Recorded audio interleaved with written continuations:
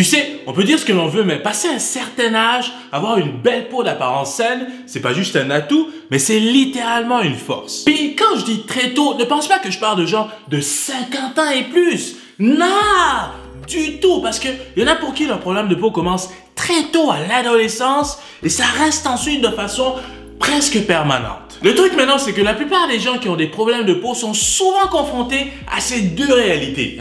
Soit tu fais partie des gens qui ne savent vraiment pas par où commencer, mais t'inquiète, cette vidéo va te servir de structure, ou alors tu fais partie de la deuxième catégorie de personnes qui ont littéralement tout essayé sans résultat. Bien sûr, il y a certaines notions comme par exemple s'hydrater adéquatement, donc boire de l'eau, qui je pense devient de plus en plus la norme, quoique un petit rappel de temps en temps, écoute, ça ne fait jamais de mal. Tandis qu'il y a certaines choses que si tu ne sais pas, tu ne sais juste pas. Donc messieurs, dans cette vidéo, on va regarder ensemble 6 secrets pour avoir une plus belle peau.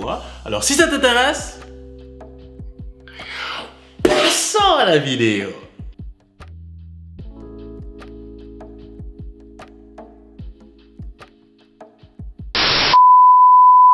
Numéro 1, ta routine faciale ne doit pas stagner dans le temps, vois-le plutôt comme une rotation qui doit se faire avec les saisons. Pense à ça 2 secondes, ok?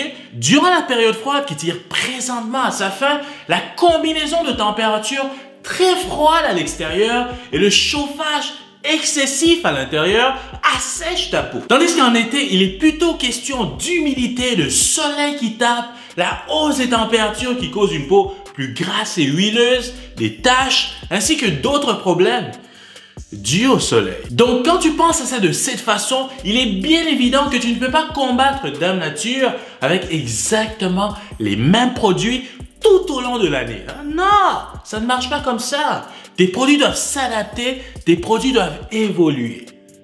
Tu saisis? Numéro 2, parlant justement d'adaptation, la meilleure façon pour choisir et utiliser les meilleurs produits, mon gars, c'est en connaissant ton type de peau. Règle générale, il existe 4 différents types de peau. Tu as la peau grasse, normale, sèche ou mixte, qui n'est surtout pas à confondre avec l'état de peau.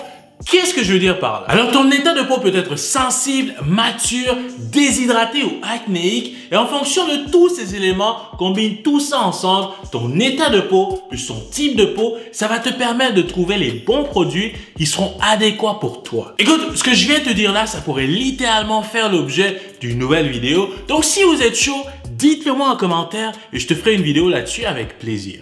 Numéro 3, c'est excessivement difficile de changer son type de peau. Par contre, ton état de peau peut changer, évoluer avec les années. Mon gars, il y a certaines choses comme par exemple le vieillissement de la peau auquel peu importe ta génétique, ta routine, peu importe tout ça, ça nous rattrape tous. Ce qui arrive, c'est que plus on prend de l'âge et plus le niveau de collagène dans notre peau diminue. Résultat, la peau s'assèche. À ça, rajoute en plus des problèmes tels que la pollution, la surexposition au soleil, mais tout ça ensemble, et il se pourrait que ta peau change. D'où la raison pour laquelle c'est super important mais aussi bénéfique pour non seulement protéger ta peau, mais également consulter un dermatologue au moins une fois par année pour prévenir des problèmes que tu ne savais même pas que tu es peut-être en train de développer.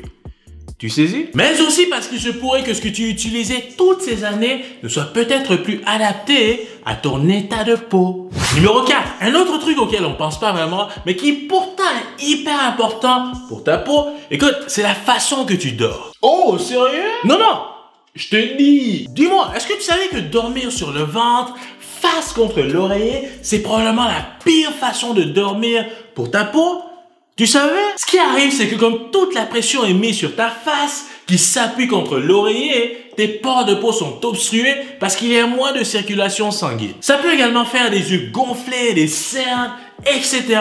Fais ça chaque soir pendant 6 à 8 heures. Je te garantis que tu auras un résultat pas très joli. Garanti. Ensuite, lorsque tu dors sur le côté, bien que c'est moins pire, ce n'est pas non plus l'idéal. Parce que ce qui arrive, c'est que toute la pression est mise d'un côté. En gros, tu sacrifies un côté de ton visage. Donc la meilleure façon de dormir, c'est vraiment sur le dos qui limite toutes sortes de problèmes de pression et de circulation sanguine etc. Donc c'est une autre chose à prendre en considération. Numéro 5, pour maximiser l'effet des crèmes ainsi que tous les autres produits pour le visage, suis cet ordre. Le matin, commence toujours par le lavage du visage, naturellement. Ensuite, utilise un tonique. Écoute, c'est pas si grave que ça si tu ne le fais pas chaque matin. Moi-même, je le fais pas. Par contre, ce qui est super important, c'est que tu connaisses l'ordre d'application. Après, utilise un sérum pour le visage. Passe ensuite à ta crème pour les yeux et pour finir, ta lotion pour le visage qui dans un monde idéal contient déjà une protection contre le soleil ou sinon mélange tout simplement les deux ensemble. Pourquoi pas? Mon gars, répète cette routine 2 fois par jour, le matin ainsi que le soir, pas plus, pas moins, et je te garantis que tu seras déjà beaucoup plus avancé que 95% des gens. Garanti. Et pour conclure, numéro 6, laisse tes boutons tranquilles. Arrête de tout le temps essayer de les trouver. Arrête! Je sais qu'il y a des gens, lorsqu'ils voient un bouton, c'est comme une obsession.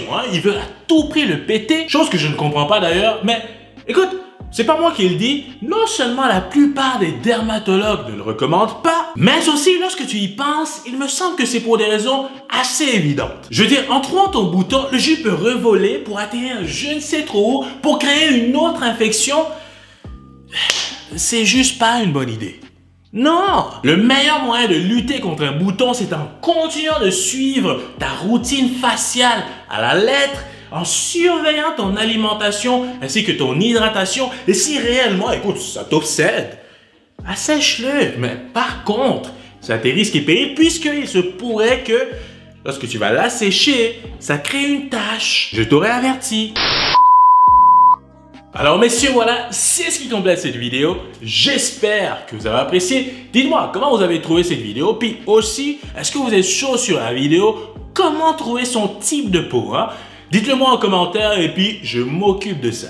Comme à l'habitude, n'oubliez pas de mettre un petit j'aime à la vidéo, ça aide énormément. Gentleman First à se faire découvrir. Je m'appelle Chris Beya. Merci énormément d'avoir regardé cette vidéo jusqu'à la fin. On se voit bientôt.